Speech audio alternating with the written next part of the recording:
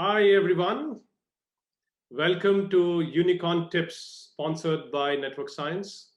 This is where we invite pioneers and innovators from the deep tech world to speak to us on various topics and offer some amazing, insightful aspects to all of our listeners from around the world. On this channel, the idea is to hear inspirational stories from unicorns or soon to be unicorns from the deep tech world. I'm sure a lot of you who have followed the technology industry quite well would know that deep tech is a new umbrella term being used these days for new technologies, emerging technologies like artificial intelligence, machine learning, robotics, blockchain, IoT, augmented reality, and likes. Obviously, the usage of such technologies are in multiple domains across the world, both in industry, society, and inclusion aspects. But what we will be focusing on are areas like cybersecurity, Industry 4.0, fintech, supply chain, employee engagement, sales management, and areas like these. Today, our focus is going to be on the changing dynamics of the internet usage overall. And this obviously is very important because you've seen massive amount of changes, massive amount of things being happening during the pandemic, and hence it's very pertinent as a topic. I'm incredibly proud to host the senior members from a very exciting company called Cybele. I'm glad to have Binu and Rishi with me today. Cybele, as is now known, it's an AI-powered cyber intelligence company that empowers organizations with dark web and cybercrime monitoring and mitigation services. But I love the way they position themselves and how their clients know them, which is the Google of the dark web. Let me start by introducing Binu to all of you. He is a forward-thinking, entrepreneurial, cybersecurity leader, and an alumnus of London Business School and Columbia Business School. Has more than 15 years of extensive experience in technology, mainly in cybersecurity and risk consulting. He's advised multiple organizations, Fortune 50, Fortune 100 companies, on engagements ranging from cybersecurity, strategy development to program execution and operations. Now, of course, his life revolves around Cybele as he co-founded and is the CEO of this incredible company. Welcome, Binu. Thanks, Randy. Thanks for having us on board today. Let me also introduce Rishi. Rishi lives by the philosophy of keeping things simple. It's an outlook that has obviously helped him solve and find solutions that are easy to implement and, of course, very even easier to use. As an information security leader, he used the same philosophy to lead security transformation journeys in building full stack engineering capability and driving innovation for balancing cybersecurity and user experience for the clients that he worked for. Before joining Cybele at its CISO, Rishi was with Target, as we all know, one of the world's most recognized brands and one of America's leading retailers. At Target, he was responsible for powering mobility, productivity, and collaboration experiences for more than 350,000 globally distributed team members. Welcome, Rishi. Hey, thank you, Sandy, for having us here. It's a pleasure to have a conversation with you. Fabulous. I'm so glad to have both of you and discuss this, this pertinent topic. Maybe opening comments from both of you would be great for us to get started. Absolutely. Look, I feel over these years there is an absolute trend that we see, right? That consumerization of what we see as the internet, what we believe are the services that are being consumed by the internet. You see a more and more consumerization of it. Like you said, from what used to be, let's say, a military grade opportunity or a service or a capability. Today, there is a lot of consumerization of that. And with that consumerization, then there are two things that in my mind that are happening. One, the blind spots that were very restricted, and thus if somebody could really focus and get into understanding what those blind spots are, which you don't know even exist. You could just focus that effort and time and drill deeper. But as consumerization happens, I think those blind spots are becoming a lot more relevant. Their impact is a lot more seen at both an enterprise and a consumer level, and thus the need to delve deeper, to look at services which help you delve deeper. And you can't ignore it. You can't say, "No, I don't know what's happening on the other side of the internet. I don't care." That's not feasible anymore. So on one side, I think the explosion of that consumerization of capabilities is leading for a need to understand blind spots better. On the other side, and I think you kind of alluded to it, is this whole never-ending debate on how does privacy and experience go together. What is coming at a cost of what? Think regulations, they are changing every day. We are seeing more and more in that space. And in my view, we will absolutely continue to see a lot more on it. But striking that right balance between what we believe are privacy controls for all of us, which are important as human beings, I guess, vis-a-vis the experiences that we derive out of this, is opening up internet and its behavior to a very different level altogether. I end this by saying that one of the recent things I read, and if you go back over the years, we started talking about Internet of Information and people and things, of course, IoT, and now it's about Internet of Behaviors. Because at the end of the day, with all this consumerization, it is not about what we are seeing, but how that whole ecosystem works to elevate behavior in an individual or an enterprise. I think also it acts as a factor to think of ecosystem together. You can't like live in a silo and say, hey, I got my firewalls, I got my stuff sorted, so I'm good. But unless you have a perspective on the ecosystem that is around you, you're probably a sitting duck, right? So I think that whole ecosystem coming together is probably the third aspect, which I think is defining internet as we see today. It's already a fascinating conversation. As I hear both of you, obviously there is tremendous amount of learning, but I think it is also important for us to break this jigsaw puzzle into simple parts, right? You know the cybersecurity world, you know the internet world so very well.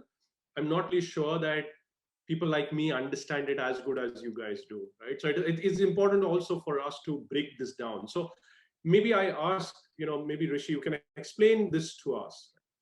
Explain internet, which is www or whatever web, World Wide Web, deep web and dark web, right? What does this really mean? We've heard these names. You also mentioned these a few times. I think it's important for us to put this up for a layman like me. Sure, Sandy. And I'm glad that you asked me, because the expert is on the other side with Binu, and I'm sure he'll have a perspective. But I'll share my quick view. Look, when I was talking about this earlier, right? We spoke about the blind spot. Those are areas of the internet or anything that you don't even know exists. So you don't know what you don't know kind of story, right? So if you leave that out, what we know today is what we use, what we consume as regular users, which is what we term as the surface web or regular web or whatever you want to call it, right? But this is things which are so well indexed and sorted that when you search, it pops up and you consume that service. Now, if you move away from that, what else exists are things which, as regular users, we don't know that they exist, right? And those are areas which potentially contribute to, I guess, about 90% plus of what we see on the internet.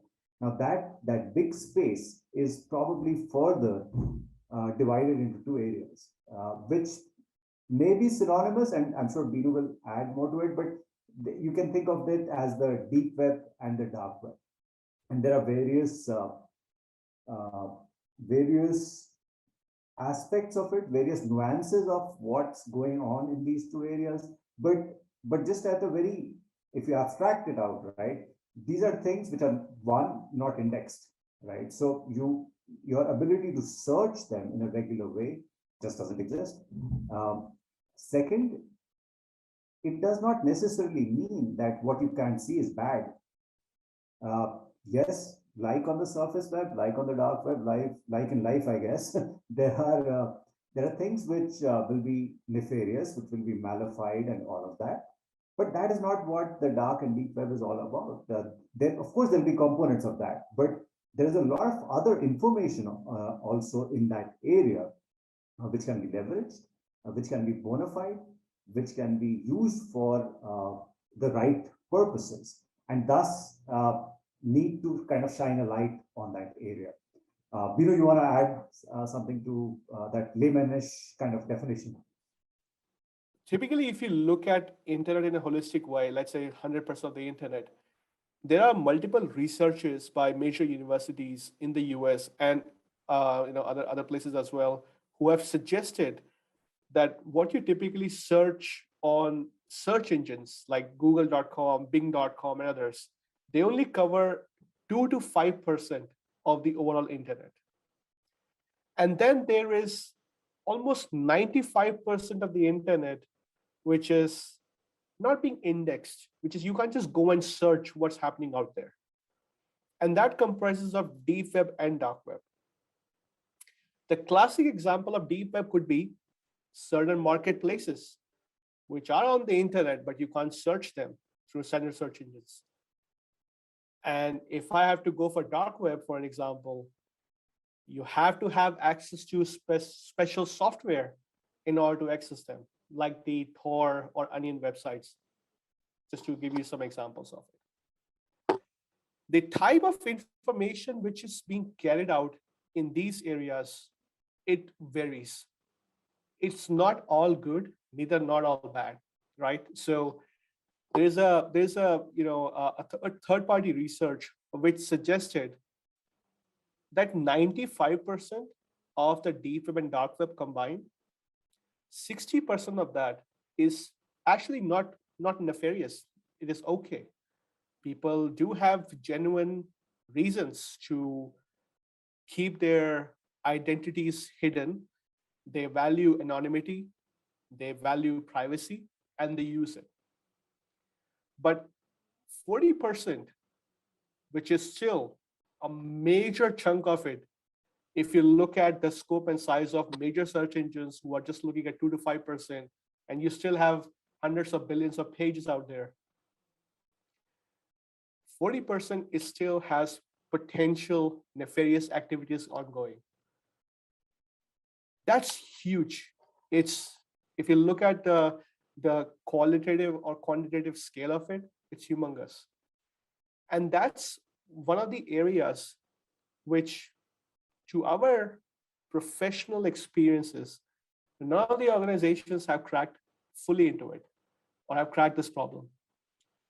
And in the spirit of full disclosure, and we never have said that we have cracked it ourselves, we are actually also working hard on how we can increase our depth in terms of understanding what threats are emerging or what threats are active and what threats are potentially going to affect which industries. It's a humongous task.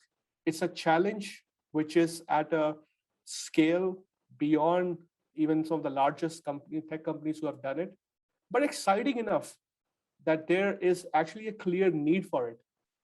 Given what has happened, not just recently with Colonial Pipeline hack, Kaseya incident, SolarWinds, these are just a handful of examples which you guys have seen on the media.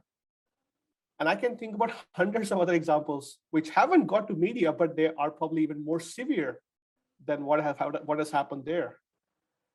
So there is an imminent need at the same time. So understanding how complicated the problem is, and then having that conviction to be able to go and start solving it one by one. I think that it's a pretty challenging task on its own. Exciting enough that people like Rishi and myself decided to leave our full-time jobs in the industry and start working on cyber together. It's a journey. So and then we both are loving it at the same time. No, that obviously, thanks, Rishi and Vinu. I think that makes it far easier for me to take this conversation forward, because now I understand, what does these terms really mean. Uh, but how, obviously now there is, you've explained, not everything is bad, not everything is good, it's not indexed, you can't really search. There are hundreds of examples of information being stolen and getting traded on these forums. But as an enterprise, thousands and thousands of these enterprises, do I need to really care about it so much that I need to take action now, or possibly wait for things to go bad and then take some action? So I mean, I can share my views on that part, and I would love to Rishi to also share his thoughts here. I think when it comes to understanding what the threats are, it largely depends on the organization's own interest and their capabilities. So every organizations have their own business objectives. They have their own risk profiles, and as any business leader, including ourselves on this call, our role is to ensure we can de-risk the business so that the shareholders can maximize their returns on the actual operational activities. Cybersecurity is, and I think this is a bit of a cliche because every big four talks about it every year multiple times. It's a real business risk because it does put your investments at the stake, given the fact a lot of the business are being valued on the information or the intellectual property they have built upon. Intellectual property could mean very, very different things to different businesses. It could be your CAD system designs. It could be a specific software with specific algorithm, which is creating that high entry level barriers in the industry. It could be, your records which you have collected for the customers, especially companies who are in the B2C space. So at the heart of almost any company, because most of the industries have moved to digitalization, as we all know. People who are not doing digitalization probably won't be there in the next 15 years. They probably disappear. And everything is coming down to the digital storage of your intellectual property, your partners, suppliers, customers. It's all there. So there is a need to secure it, and there is a clear business value to it. What today's shareholders are quite informed about is on how organizations value can can be actually decremented, or their value can be eroded by these potential cyber attacks. Has happened a lot, by the way, in the last 10 years. Companies have gone bankrupted because of a large breach, which basically put their entire IP at a question mark, and shareholders saying there's no real value otherwise.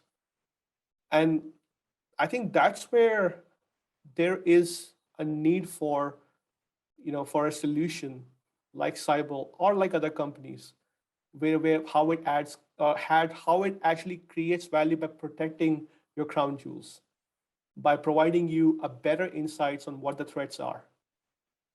And at the same time, it's not just about building the awareness. I mean, something is going wrong or something has gone wrong already. What can we do to mitigate the threats or take the corrective actions to get the business back online, or focus on get your focus back on creating the value?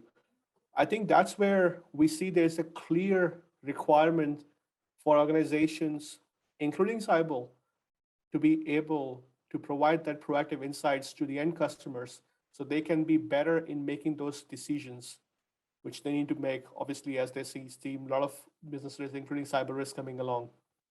I'd love to hear from Rishi's perspective as well, given his industry insights there. Rishi, over to you. Sure. No, I completely agree with what you're saying. And here's, and you have been doing this for some time now, and every time that you meet friends, peers in the industry, you talk about this, that, hey, look, gone are the days where you'd have a box or a solution with a service provider, and they'll say, hey, this is going to solve for world hunger. You kind of put this in, you'll get all the visibility, you'll get all the alerts, it'll also solve it. You fill it, shut it, forget it kind of thing, right? That was there. Obviously, as an industry, we've learned to know better that that ain't what is needed. This a security solution is not a security solution, it's a security program, right? It is an integrated set of capabilities that help you meet an objective. In isolation in itself, it ain't doing anything. Now, that is where us as Cyber as an organization, when we build a capability like this for organizations, for enterprises to have better visibility, it is solving for a part of a problem that definitely exists, but it is also incumbent on the enterprise, on the organization to consume that and integrate it into their overall security program, right? In itself, otherwise it only solves part of the problem. It does not solve for the larger problem. So one, I think the whole aspect of integration, consuming a service and integration, I think is important. Second, Sandy, as to your point, right? Should we be worried? Should organizations be worried? I think it's not a question of being worried or not. It's a question of, as an organization, what are your business objectives? What do you want to do, right? And thus, what's really important to you? There will always be an aspect of compliance, of laws, of regulations, and stuff like that. That is, I think that's a baseline that you have to do what you have to do, right? But then there's an aspect of what your business objectives are and what do you want to do with that. Now, and then we also just spoke about this when he was talking about digitization. And as you think of digital transformations, right? As you think of organizations building their capabilities to service customers in different ways with different methodologies, the underlying theme on all of that is data. If you don't have the data, and if you do not democratize that data, what problems are you going to solve for, right? So if data democratization forms a baseline on which you're building digital transformation solutions, it is not a technology risk, it's a business risk, it's a business imperative to protect that underlying foundation. If that crumbles, you have more problems on your hand. So you kind of have to build it from a business objective standpoint.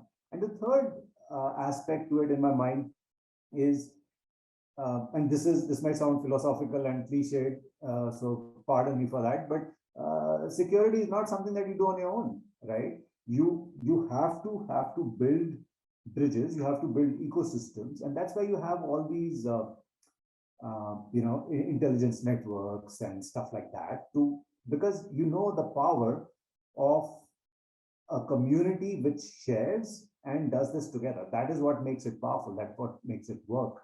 So those organizations, we've seen this in various cyber attacks recently, right? When you think supply chain attacks and stuff like that, you are not isolated at all, right? As an organization, and thus you need either to have that level of maturity and years behind you to build some of these capabilities to understand the ecosystem yourself. And even then, it is always a partial view. Or you need partners to come along with you who help you understand that ecosystem much better and convert it into something that you bring into your organization, bring it into your security program. And that is what makes it an actionable actionable intelligence, which helps you meet your business objectives, right? So I think that's how the whole cycle should be viewed. Got it. It's quite fascinating also, right? That, the customers, as you rightly mentioned, the foundation is data. Data, of course, is based on whether it's your IP, whether it's your employee data, or your customers' data, or your customers' data. And if you don't protect that data, of course, something's you can't survive as a business. You will get under trouble. But how do customers know what's been stolen, what's been there in this deep and dark web? If you just throw some light in terms of how does Cyber does it, or maybe others may also do it. But how will a customer really know? Does it have to wait for someone to tell them that I've stolen your data? This is like asking for a ransom. I have to wait for that to happen, or can I get to know about it far ahead of time so that I can take some corrective action? I mean, by the time the data is stolen, it's kind of too late already. And the ideal situation where I think most of the CISO would like to be positioned rather than too late is when people are talking about them, or talking about, let's go and hack a company XY, or I actually got access to XY and I'm trying to sell this out to to another ransomware affiliate, which can then deploy a bigger payload into the organization. So it depends on what stage a company, is being is sitting there from an attack spectrum perspective.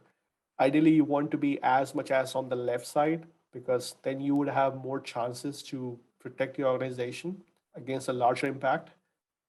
And then there's obviously extreme sides where, let's say, ransomware has been deployed, there is already stolen, and then you basically have to do a lot of remediation exercises.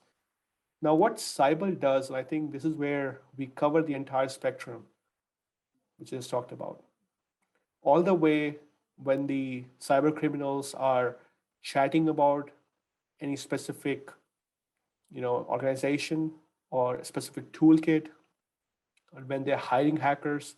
So we proactively monitor all these conversations, but we do it at a very massive scale. We're talking about billions of pages on a daily basis. That data collection, the normalization, and then the enrichment through our models, that's done at a very, very massive scale for us as an organization. And then what we then provide is curated alerts, risk scored or risk adjusted to the customers, which then they can consume and act upon it accordingly. Naturally, if your organization is coming towards a spectrum where a breach is almost certain it has happened, that has a separate, different level of gravity compared to, hey, somebody would just talk about your brand on a Telegram chat, or they talk about your organization on a Jabber channel. So that level of coverage, what Cyber does is, as of today, we collect data points from billions of pages, including in the Tor I2P different networks, from different chat apps, a number of cybercrime marketplaces. As of today, we are aware of more than 35,000 marketplaces. And I don't want to give you any assurance that this is even like 50% of what's out there. There's a lot of marketplaces out there. What we have noticed based upon the statistical analysis, the visibility which we have gained covers almost 80% of the overall cybercrime activities which are happening in the marketplace, which is still quite significant compared to traditional solutions, what they have been able to offer in this market, or in the cybersecurity market. Because of the increasing demand from the customers, and this is where, as an entrepreneur, we always had like a phrase called product market fit. I think that can be very, very ambiguous depending on who you talk to.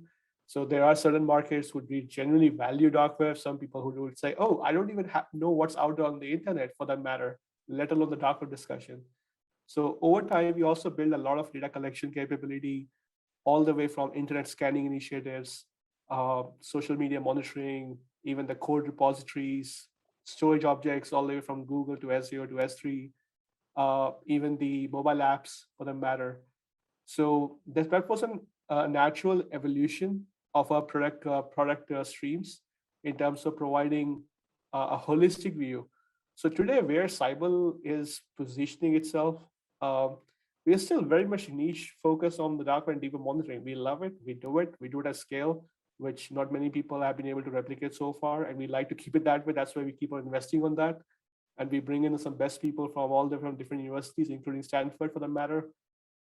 But a lot of customers in APAC market, they also pushed us to go do a little bit more.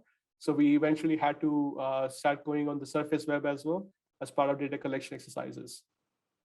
And this is where the customers, because of the, again, massive data collection processes, as well as all the decision models which we have built on the product, it's fully autonomous. We are a bunch of lazy engineers, by the way, very, very lazy engineers. And Rishi can, testify for that. I mean, we have a very productized mindset whenever we are building something. The intent is you build it once, you scale it up, and then let it run. That's the model. And yes, of course, you have to do a lot of tuning and optimizations along the way. That's where, experienced leaders like us will come to the equation. But Rishi, I'll pass it to you in case you want to add something more on that. I think you kind of covered it. And I think the core strength at the end of the day is our focused ability, is our philosophy of learning every day that is helping us research this better, learn from it, and quickly productionize those learnings so that we could go back and service our customers. I think that is a evolution. That is something we do every day, and I'm super proud of the team who behind all of this is of course there's a lot of hard work that's going behind it, right? And I think that's what makes it all come together, and that passion to unearth, because as you would understand, like in any intelligence network, right? There's a lot of self-motivation as well to dig in that little bit more to unearth a correlation.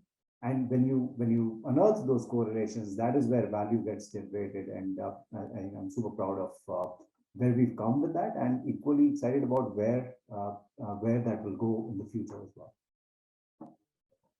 This is fabulous, and I'm tempted to obviously now take a different a detour and have some fun conversation with you guys also, because it's very important for us to also know your background and what you believe are your strengths overall, right?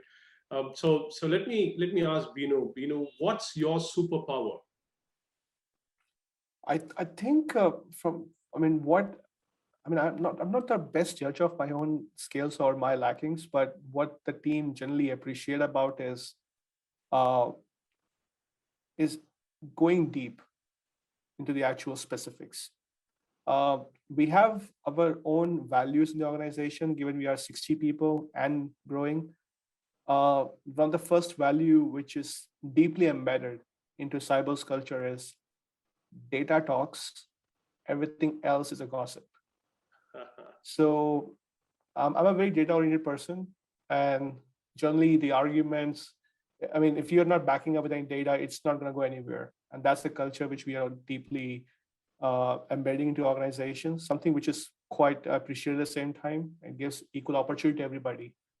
Some people may be good speaker, some people are not so good speaker, but they have valid points, so let the data talk of it.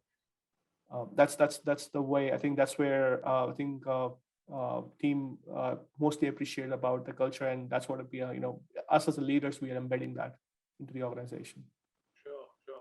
Rishi, what's your superpower? I don't know superpower or not, but what I feel really good about is, as I build relationships, right, build partnerships with internal and external partners. To me, that is very important, because that to me is a way of working. That to me is a way of knowing who you are working with, right?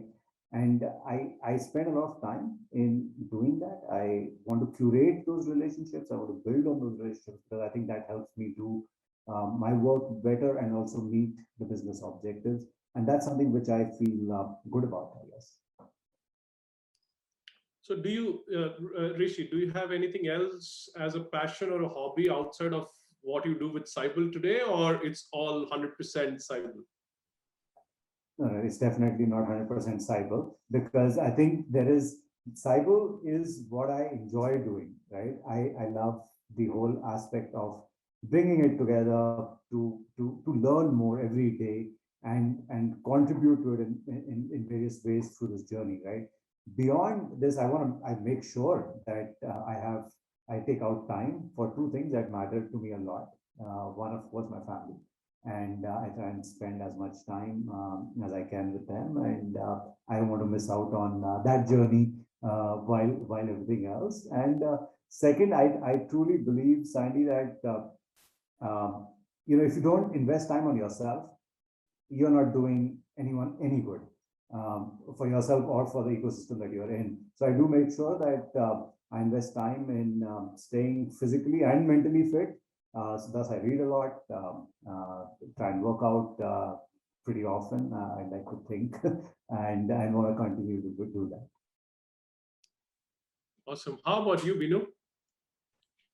I think outside of work, similar to Rishi, I'm blessed with a lovely family, including my 4-year-old and second one arriving soon. So in the last few months, haven't been able to spend too much of time, but whenever I get an opportunity, I do try to escape and spend time with them. I think like anybody, we all are humans. We all need to unwind ourselves, appreciate what's actual real life is. Of course, work is always going to be there.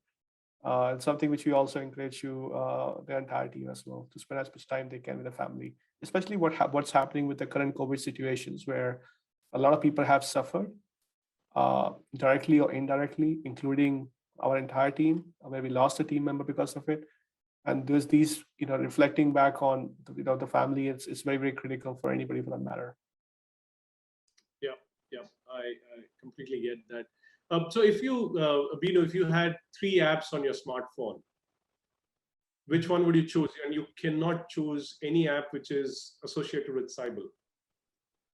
Yeah, Cybele is definitely not my app to start with, because we don't have any app anyway, with the exception of my breach, which I use now and then. But Yeah, of course. 3 apps for me. First one is definitely Authenticator, Google Authenticator app. That's how I need to have access to the systems I need to go to for anything for that matter. The second one, I would say Microsoft Teams. Use it quite regularly. And then the third one is Facebook, because that's where my extended family members are connected, and that's how we actually talk to each other often. So these are 3 most used app on my phone at the moment. Rishi. I'd go with WhatsApp. In spite of everything else that could be wrong with it, it's a good way to stay connected. So I like that. Second, I'd go with Teams as well. I think it just helps stay connected to the larger ecosystem and stuff like that. The third app, which I absolutely need to have on my phone, is one of these game apps that my daughter loves. Because then she'd be really disappointed if she gets my phone and she doesn't see that. So the third app ought to be any of those that she likes. Yeah, of course. Yeah. So last question on the segment. If you have to relate network science to a particular Avenger, and I'm using the word Avenger because we feel we are one of them. So I'm going to go. Yeah. Which one would you choose? I mean, first of all, I mean, it's amazing to have you as partners, and especially when you're helping us to in the GTM standpoint. What we typically like is, having, a good outreach, but very, very specific and sharp at the same time. And I think that's the quality which I personally associate with Hawkeye. on how you stay laser focused on specific opportunities or targets. So that's how I view it from my perspective. I'll give it back to Rishi on what his opinions are. All right, full disclosure, I'm not a big Avengers person in any case, but with what I know, and more importantly, Sandy, having known you for some time, and the work that all of you do, I see you as an agent to help drive change, right? To bring it together, you're kind of helping connect the dots, which I think is fantastic. And I think we all truly appreciate what you bring to the table. I don't know whether it relates to the Avengers character or not, but I like Captain America, so I'll just go with that. Yep. It's fantastic. That's fabulous, guys. I'm going to close this segment, this session today, by asking both of you, if you have to pick up one tip for fellow entrepreneurs, may not be in the cybersecurity world, may not be in the technology world even, but if you have to give one tip to fellow entrepreneurs on how to build a company, get the company off the runway, get it fly, what that could be. I mean, as an entrepreneur, when we were building Cybele, and I've done MBA from some of the most reputed schools in the world, it was just counterintuitive. Ideally speaking, Cybele should not have existed because of, if you look at the 5 polar forces there's a lot of compression. It's red ocean. It's not red ocean. It's called plasma ocean. Plasma red ocean, what we call it, or blue, plasma blue, whatever we call it, which color you're going to use it. I think what really matters is less about, market's something which you cannot control. You cannot predict. What you can really control or predict is your own abilities on how you execute it. So execution is always going to be the silver lining. And that's one of the things which I also even discuss internally and externally lately, is how you can create a blue lake within the red ocean, for example. There are mechanisms and techniques where you can create your own world, and maybe that will take you swim through to a blue ocean entirely. So persistence is always going to be the most critical aspect on when you are building up any company. Being aware of the competition is a good thing, but just because you have a competition and you're not going to do anything about it, just saying it's too competitive, I'm not going to get in there, that's not the right approach. So awareness versus the decision making, I think there are not entirely like one-to-one map there. There are other factors and variables which comes into play. And last but not least, I think it's all about is this whatever you're trying to do? Do you really believe in what you're doing? So when we started Cybele, and even till today, the philosophy is still the same. And I wish it won't be diluted as we grow. But we never had the intent of just building a company to just be cool entrepreneurs, raise a lot of money, and just get some more fame out of it or make some money. That's generally, we call it as a byproduct. But the real motivation for us is actually to improve or create a bigger impact on the oil industry. So when you said on the opening statement of the Google or dark web, it gets very, very ambiguous. When I even talk about that to my team, where we talk about data, what does it mean? For us, it means is how we can improve the cyber hygiene of 3 billion people who are on the internet. Now I can quantify it. So that's how, when you are making the goals, make sure you can measure it, because if you cannot measure it, there's no way you can actually see that or be proud of what you have achieved. So these metrics, KPIs, everything what you're doing to track yourself is going to be super, super critical, for you to be able to make right decisions along the way. So these are just some of the tips which I've learned. I've got a number of things to learn, and to be honest, it's a journey, as you all know, but these are some of my observations so far. This is absolutely brilliant, and I'm going to going to use the line that you said, and it's stuck in my mind, the blue lake in the red ocean. I think this is really, really fabulous. Rishi, any closing comments from you, please? Hey, no, I think the journey is what makes it all worth it, right? You enjoy the journey, you enjoy the people you work with. And I think just as we go along this journey, investing in people to have that level of motivation, to have that level of passion, to create a shared vision, I think is so key to what we do at Cyber. And what I guess any entrepreneurship journey would feel like, would look like, right? So that I think is a big part. And also in this journey, there are times, and I've come and joined to be a part of this journey fairly recently.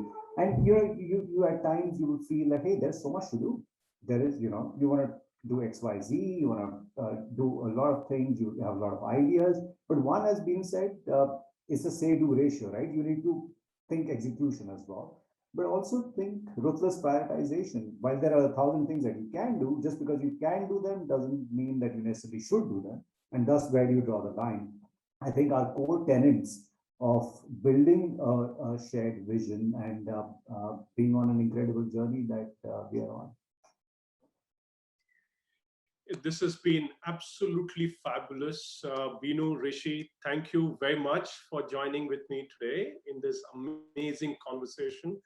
I'm sure all the listeners of this episode are going to get some amazing insights and tips from both of you, not only on the internet, not only about the dark web, but also about how, what are the areas that they should focus on being entrepreneurs and take that journey towards success. Thank you very much, Binu and Rishu, for joining in. It was great. It was amazing. And I'm sure we will keep in touch. Thank you, Sandy. Thanks for having us today. Appreciate it. Thanks for having us here. Thank you.